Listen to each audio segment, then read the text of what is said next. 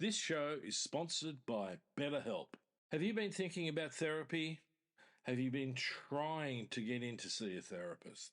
Have you found that a lot of therapists that you've been recommended to have either closed books or they've got a really long waiting list? Sometimes months. If you're lucky, it's a couple of weeks.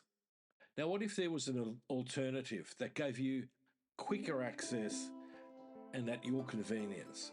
So when starting to think about looking for a therapist, try BetterHelp.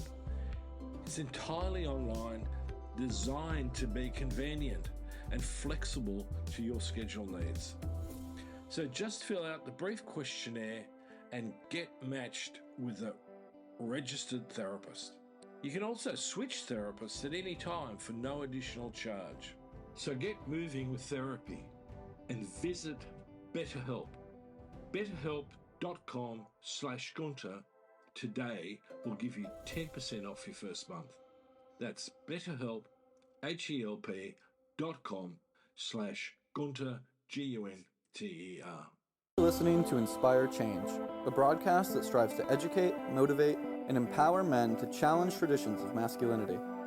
To guide us through the intricacies and intersections of emotions, relationships, and male identity is renowned psychologist, author, and speaker Gunter Swoboda.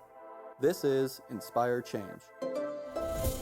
Before I begin the actual podcast, I would like to respectfully acknowledge the Gadigal people of the Eora Nation, who are the traditional custodians of the land on which I work. I would also like to pay my respects to their elders past and present. Welcome everybody to another episode of Inspire Change with Gunter.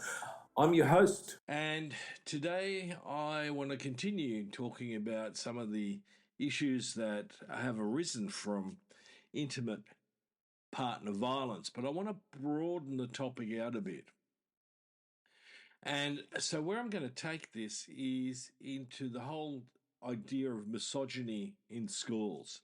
One of the events in Australia that's happened recently is that at a distinguished private school, a group of boys were basically, they had gotten into their heads to put together a rating system for girls in very misogynistic terms. I won't go into the details because fundamentally I don't particularly want anybody who's listening to this who may be persuaded to use the same ideas to pick up with it and run with it. Hopefully no one's in the audience that's going to do that, but you never know. So why am I raising that? Well, because the idea of how men and boys relate to women isn't simply confined to violence, physical violence, and to killing. It's a broader issue. And as I've said, what we're talking about is the idea of misogyny, right? Which is patriarchal behavior gone bad. And unfortunately, misogyny is sort of built in to the whole patriarchal ideology.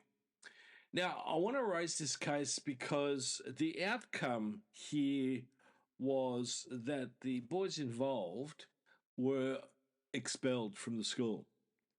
Now, when I first heard that, my first reaction was, I can understand why the school's done that. But my second reaction to it was, that's a shame. In my view, the school actually has missed a very important opportunity to establish this as an educational experience, but not just for the boys. My view is that this is about the whole school community.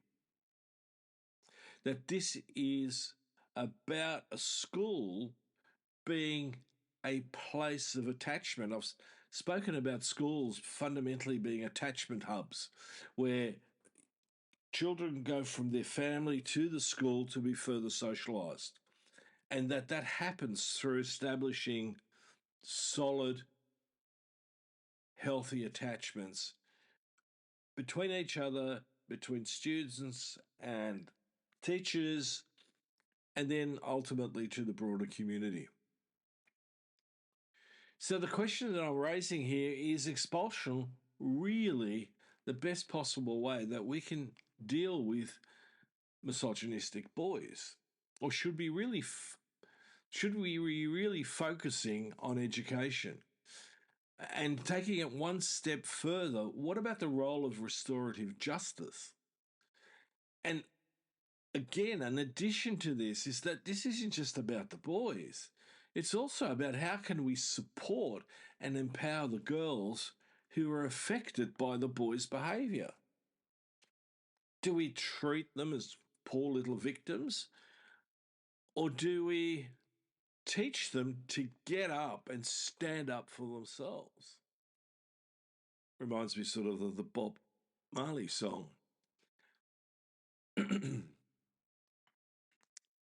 So let's look at this whole idea of understanding misogyny in schools. Essentially, it pops up in schools in lots and lots of different ways. Derogatory comments, sexist jokes, unequal treatment. And don't get me wrong, this doesn't just happen in private boys' schools, it happens across the board, private and public schools, and it happens between, co-ed educational institutions and so on. And so let me make this a little bit more succinct. So what's a common scenario? There's a group of boys making inappropriate comments about female students, especially their appearance. So what's the problem with that? Well, if you've got to ask that question, we need to start at the beginning. But let me take it from here. The problem is fundamentally that the boys are being disrespectful. Even if it wasn't about the girl's appearance, any form of disrespectful, derogatory comment about who they are and what they're about is inappropriate. It fundamentally disrupts the educational environment, but also deeply affects the self-esteem and mental health of these young women. So I'm going to set this up a little bit about, let me make a case. So let's start off, let's make a case for expulsion. Now, given the fact that you already know my prejudice, let me just run through this from my own point of view. So expulsion frequently in schools, especially in private schools, is considered for severe cases. Essentially, the idea is that it removes the immediate threat and underscores the unacceptability of the misogynistic behaviour. But while this addresses safety, it doesn't guarantee a change in attitude or behaviour outside of the school environment. So we're basically simply shifting the problem outside our walls. So let me make the case then for education. In an educational process, one of the things I am looking to do is to bring the boys into an environment where they're held accountable for their behaviour, all right? And a really good way of doing that is through the approach of restorative justice. So it deals with misconduct and conflict with an emphasis on repairing harm and restoring relationships, rather than simply punishing the perpetrator or perpetrators. And this system is grounded in principles of empathy, reconciliation, and mutual understanding, which is the very thing we're trying to get to happen between boys and girls, men and women. So the restorative justice process seeks to bring together the victim, the offender, and the community to collectively address what happened and the aftermath of an offence, and to forge a path forward that helps all the parties heal. So, what are the key elements in restorative justice? Well, firstly, it's about acknowledging the harm. The perpetrator has to acknowledge that they have caused harm to both the victim but also to their community. It's a critical step in fostering accountability. It also requires an inclusive dialogue. It's a facilitated discussion that involves not only the victim and the perpetrator, but also other community members, including peers, teachers, and parents or guardians. Now, this dialogue aims to let the victim express their feelings and the impact that the event had on them. And so that the perpetrator gets to understand the consequences of their actions. The next step is that it's looking to repair the harm. Together, all parties develop an agreed plan to make amends. Now, this is particularly on the onus of the boys. This may include apologies, community service, and or other actions that demonstrate repentance and help repair the emotional or physical damage caused.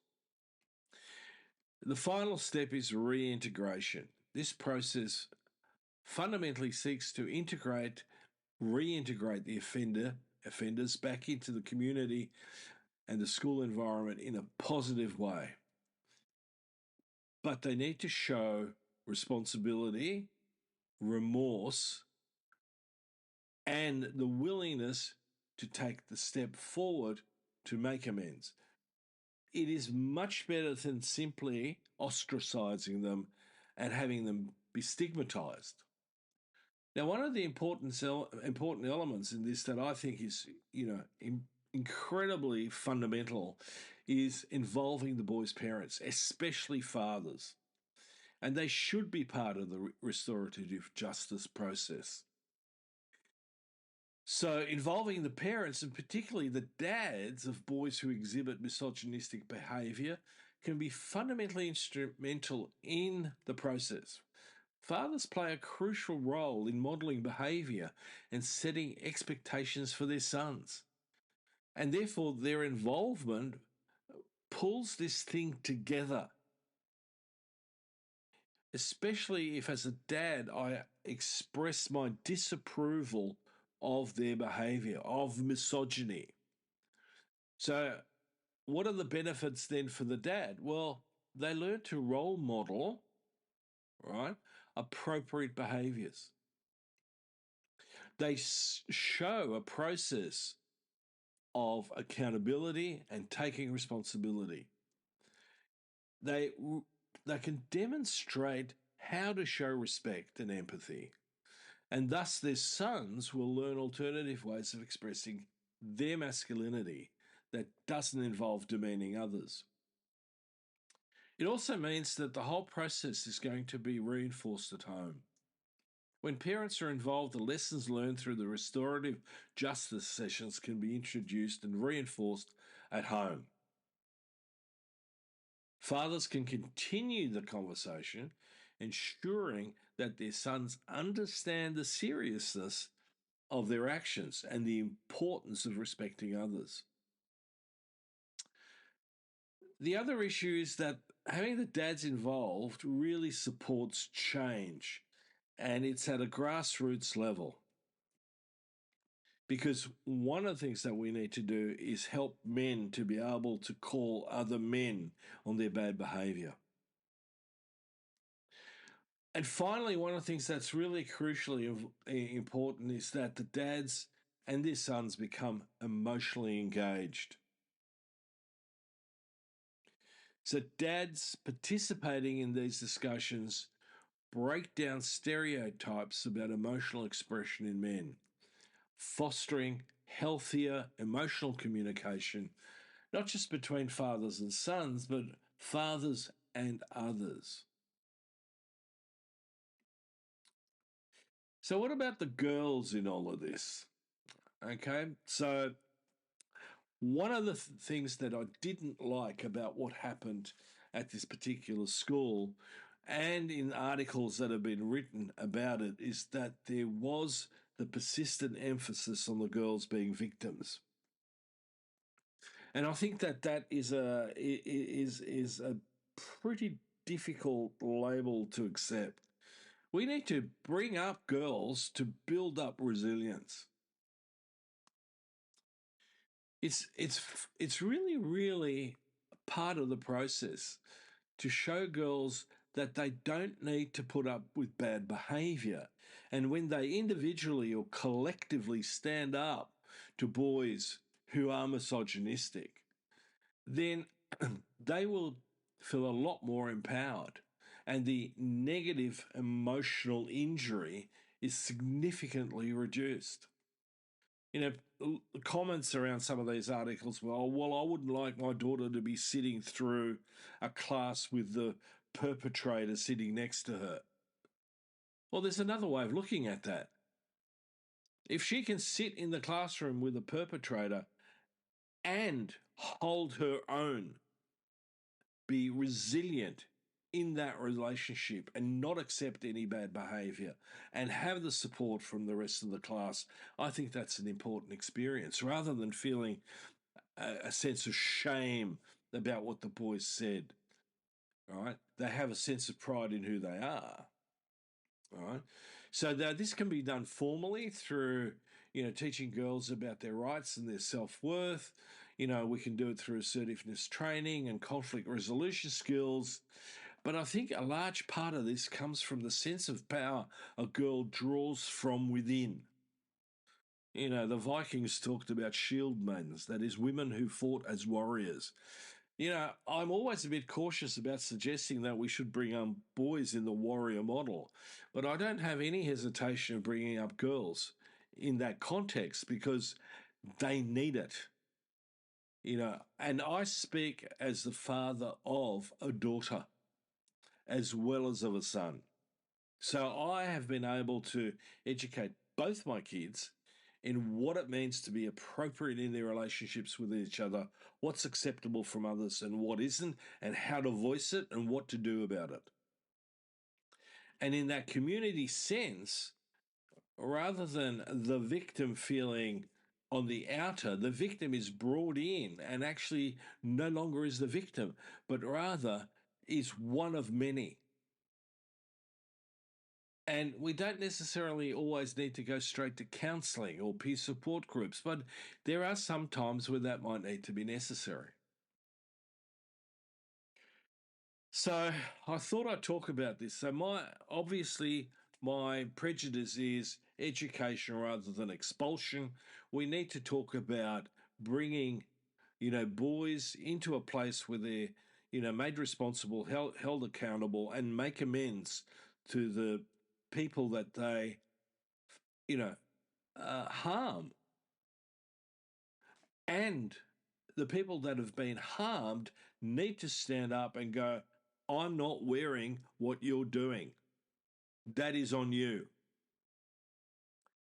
So there are times when expulsion may be necessary. I accept that. But I think before we get to that point, we need to explore the educational and restorative approaches and put them together with empowerment and resilience building for those who have been the target. So here's some actionable takeaways that I want you to think about. So each and every one of you should reflect on how you can help foster an environment that not only addresses misogynistic behaviour, but also supports and empowers all the students to thrive. And the emphasis is on all. So, can you advocate, for example, for resilience building programs in your community schools? Can you, look at introducing processes of restorative justice in your community schools? I think that these things should be simply part of the educational community, the attachment village of what we call a school. And on that note, let me finish off. Let me thank you for joining me again on Inspired Change with Gunter. I really want to urge you to use these insights to make a positive impact, not only within our family, but within our educational system. So, till next time, stay inspired and inspire others. This is me signing off. Love to hear from you. And if you're interested, please check out my work on www.gunterswoboda.com or www.goodmengreat.com. Thank you for listening to Inspire Change, a broadcast that strives to educate, motivate, and empower men to challenge traditions of masculinity. For more information on the Making Good Men Great movement, or for individual or group coaching sessions with Gunter, visit goodmengreat.com. For inquiries regarding broadcast topics or appearing on the show, email Miranda@noirtainment.com. That's Miranda at NOIRTAINMENT.com.